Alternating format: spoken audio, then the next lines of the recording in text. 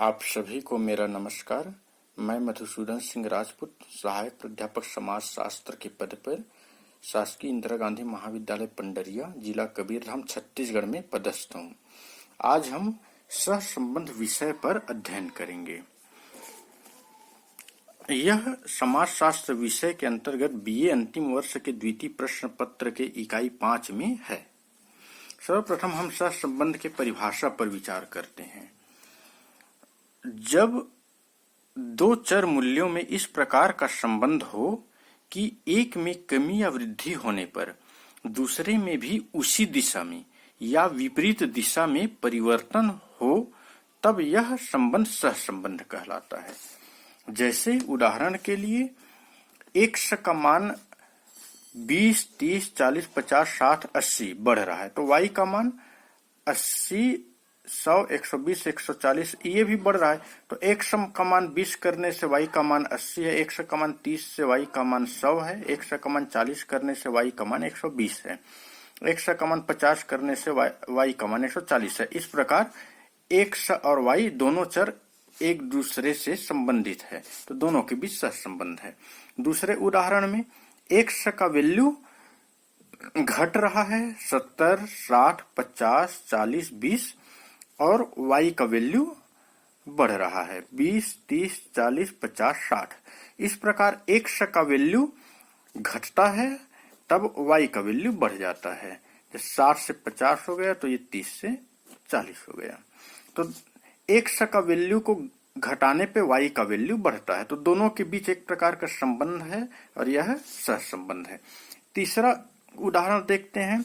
x का 40 है x का वैल्यू, तो y का 50 हो गया।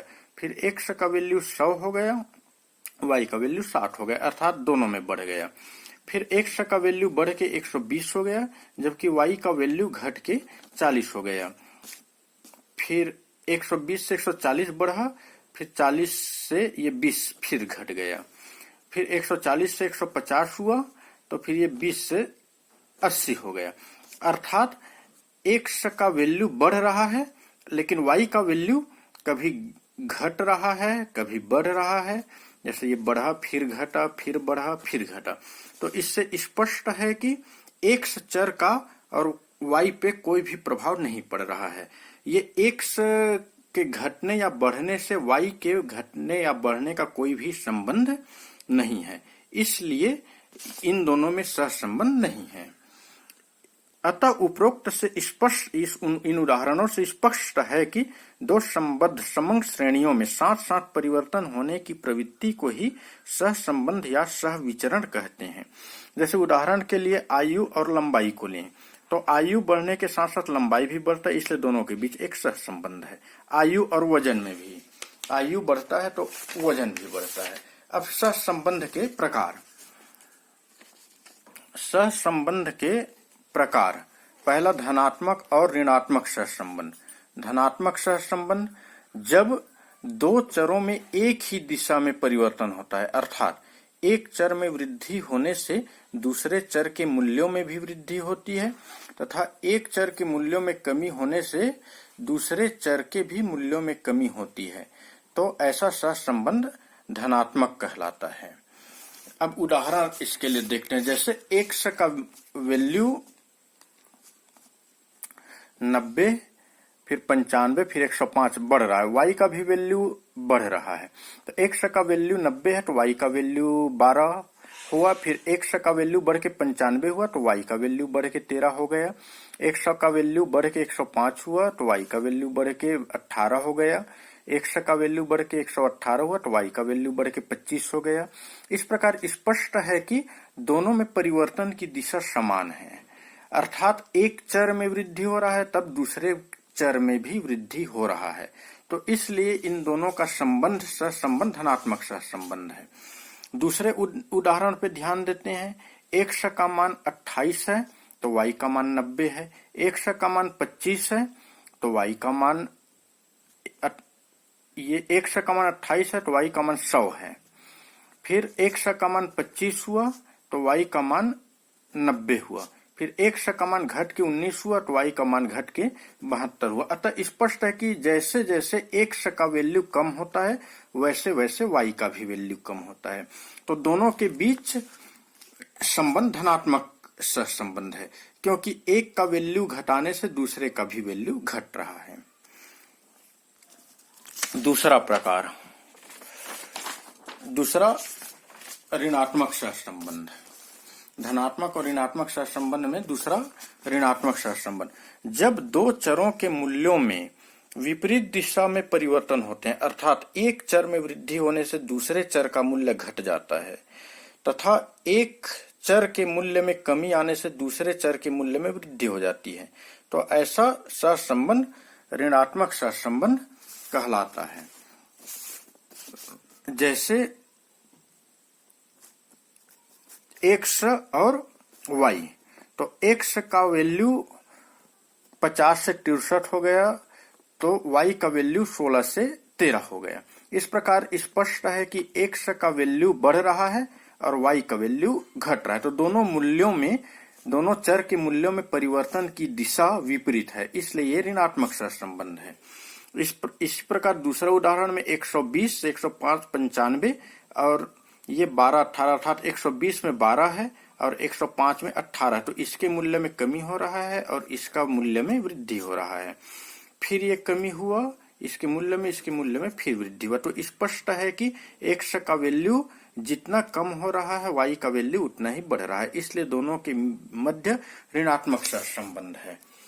अब यदि हम उदाहरण पे देखें तो सभी बातें को अगर स्थिर रख दिया जाए दूसरे कारक को, तो मांग बढ़ जाने से कीमत भी बढ़ जाती है और मांग के घट जाने से कीमत भी घट जाती है।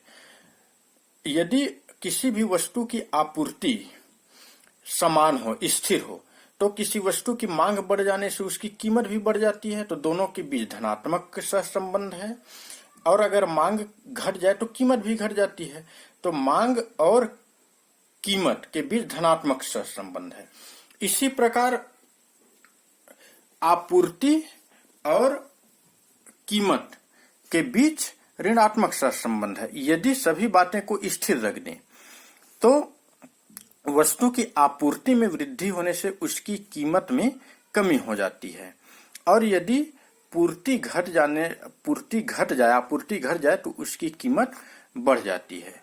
जैसे बाजार में यदि टमाटर की आपूर्ति अधिक हो जाए तो उसकी कीमत कम हो जाएगी, यदि टमाटर की आपूर्ति कम हो जाए तो उसकी कीमत बढ़ जाएगी।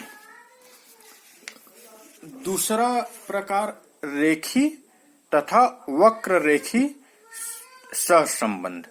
यदि दो चर मूल्यों के परिवर्तनों का अनुपात स्थायी होता है तो उनका सहसंबंध रेखी कहलाता है। रेखी सहसंबंध में चर मूल्यों को ग्राफ में दर्शाने पर एक रेखा बन जाती है। जैसे y x का मान 100 है तो y का मान 20 है। x का मान 100 से बढ़ के 110 अर्थात 10% की वृद्धि हुआ, तो y के भी मान में 20 से बढ़ के 22 तो 10% की वृद्धि हुआ। इस प्रकार 110 से 145 बढ़ के 31.81% की वृद्धि हुआ, तो ये 22 से 29 बढ़ के 31.81% की वृद्धि हुआ। तो जितना x का वैल्यू बढ़ा जितना प्रतिशत, उतने ही प्रतिशत y का भी वैल्यू बढ़ा। तो दोनों का वृद्धि, दोनों चरों में जो वृद्धि का अनुपात है 1:1 का है, अर्थात दोनों चर के मूल्यों में परिवर्तन का अनुपात स्थायी है, इसलिए यह रेखी सहसंबंध है। यदि चर मूल्यों को ग्राफ में प्रदर्शित किया जाए तो एक सरल रेखा प्राप्त होता है। दूसरा वक्र रेखी सहसंबंध। यदि दो चर मूल्यों में परिवर्तन का अनुपात अस्थिर या परिवर्तनशील हो तो उनका सहसंबंध वक्र रेखी कहलाता है। यदि एक चर में 10% की वृद्धि हो रहा है तो दूसरे चर में कभी 5 का हो जा रहा है, कभी 10 का, कभी 15, कभी 20 का। तो इस प्रकार का दोनों चरों के बीच परिवर्तन का अनुपात अस्थिर है तो यह वक्र रेखी है। यदि चर मूल्यों के बीच मूल्यों को ग्राफ में प्रदर्शित किया जाए तो एक वक्र रेखा बनती है। जैसे x का वैल्यू 100 से 110 तो 10% की वृद्धि हुआ, तो 20 से 22 10% की वृद्धि हुआ, अर्थात 1:1 में वृद्धि हुआ इसके भी वैल्यू में और y के भी वैल्यू में। फिर 110 से 121 में 10% ही बढ़ रहा है, लेकिन ये 22 से 33 50% बढ़ रहा है। ये 121 से 180 48.76% से बढ़ रहा है। ये 33 से 45 36%, 36.36% से बढ़ रहा है। ये 180 से 198 10% से बढ़ा, तो 45 से 66 33.33% से बढ़ा। अतः स्पष्ट है कि x का वैल्यू बढ़ने से y का वैल्यू बढ़ रहा है, इसलिए दोनों के बीच सहसंबंध है। लेकिन अनुपात स्थिर नहीं है, इसलिए इनको अगर ग्राफ में प्रदर्शित किया जाए तो एक वक्र प्राप्त होगा, इसलिए इसे वक्र रेखी सहसंबंध कहा जाता है। अब सहसंबंध ज्ञात करने की विधि। सहसंबंध ज्ञात करने की अनेक विधि है, जैसे कार्ल पियर्सन का सहसंबंध गुणांक, स्पीयरमैन की कोटि अंतर विधि, बिंदु रेखी रीति, संगामी विचलन रीति आदि। इसमें से कार्ल पियर्सन का सहसंबंध गुणांक बहुत ज्यादा प्रचलन में है। फिर स्पीयरमैन का कोटि अंतर विधि का प्रयोग भी किया जाता है। अब सहसंबंध गुणांक का मान +1 से -1 तक होता है, अर्थात यदि दो चरों के बीच पूर्ण सहसंबंध है तो उसका मान +1 होगा, धनात्मक सहसंबंध है तो, अगर ऋणात्मक है पूर्ण ऋणात्मक है तब -1 होगा। यदि पूर्ण सहसंबंध नहीं है तब सहसंबंध का मान +1 से -1 के बीच में होगा। तो सहसंबंध गुणांक के आधार पर ही सहसंबंध की मात्रा निर्धारित की जाती है। यदि सहसंबंध गुणांक दो चरों के मध्य सहसंबंध गुणांक +1 है तो उनके बीच पूर्ण धनात्मक सहसंबंध होगा। यदि दो चरों के मध्य सहसंबंध गुणांक -1 है तब दोनों के बीच पूर्ण ऋणात्मक सहसंबंध होगा। इसी प्रकार दो चरों के बीच धन 0.75 और धन 1 के मध्य सहसंबंध गुणांक है तो दोनों चर के मध्य सहसंबंध की मात्रा उच्च होगी और धनात्मक होगी। इसी प्रकार दो चर मूल्यों के बीच सहसंबंध गुणांक ऋण 0.75 और ऋण 1 के बीच हो तो दोनों चरों के बीच सहसंबंध उच्च होगी लेकिन ऋणात्मक होगी। इसी प्रकार दो चर के बीच सहसंबंध गुणांक धन 0.25 और धन 0.75 के बीच हो तब दोनों चरों के बीच सहसंबंध धनात्मक होगी और मध्यम सहसंबंध होगा। अब दोनों चरों के बीच सहसंबंध ऋण 0.25 और ऋण 0.75 के बीच हो तब दोनों चरों के बीच सहसंबंध मध्यम ऋणात्मक सहसंबंध होगा। यदि दोनों चरों के बीच सहसंबंध गुणांक का महत्व, सहसंबंध गुणांक का मान 0 और धन 0.25 के बीच हो तब दोनों के बीच सहसंबंध तो होगा लेकिन यह निम्न धनात्मक सहसंबंध होगा। और यदि दो चरों का सहसंबंध गुणांक 0 और ऋण 0.25 के बीच हो तो दोनों के बीच सहसंबंध ऋणात्मक और निम्न सहसंबंध होगा।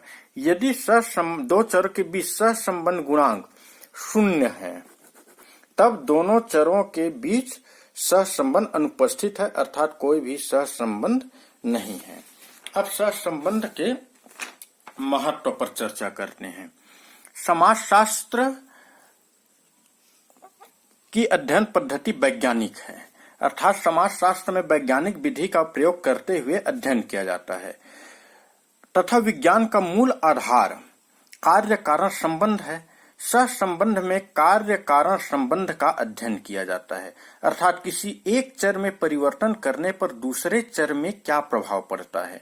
इसके आधार पर किसी एक क्षेत्र में होने वाले परिवर्तन से दूसरे क्षेत्र में होने वाले परिवर्तन की भविष्यवाणी की जा सकती है।